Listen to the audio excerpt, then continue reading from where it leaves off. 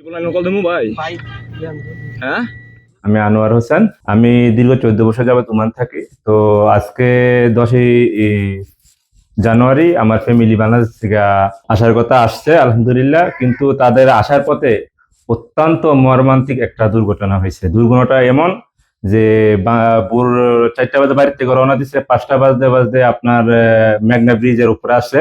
মেঘনা ব্রিজে আপনার সিনজিনিয়া কিছু ডাকাত দল ওইখানে তাদেরকে অনেক আক্রমণ করছে, এবং কি গাড়ি উম, মনে করেন কি বলবো, মানে বলার ভাষা নেই, গাড়ি এত ভাঙচুর করছে, এবং কি এই মানে কি যে বলবো, রাগে গোসার ভালো লাগতেছে না। আমি বাংলাদেশের এই এক্সপেক্টেড আশা করিনি, কারণ বাংলাদেশের আইন শৃঙ্খলা এত যে অবনতি, মানে কি বলবো। আমাদের আশা ছিল যে আমাদের যে নতুন সরকার নিশ্চয়ই আমাদের সুরক্ষার জন্য আইন শৃঙ্খলা অত্যন্ত সুরক্ষিত রাখবে, ভালো রাখবে, কিন্তু আমরা খুবই অসন্তুষ্ট।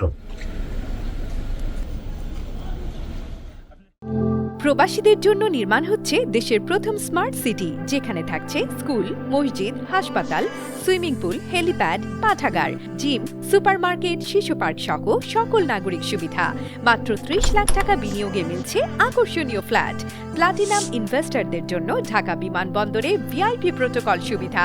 বিস্তারিত জানতে যোগাযোগ করুন স্ক্রিনে দেয়া হোয়াটসঅ্যাপ অথবা ইমো নাম্বারে।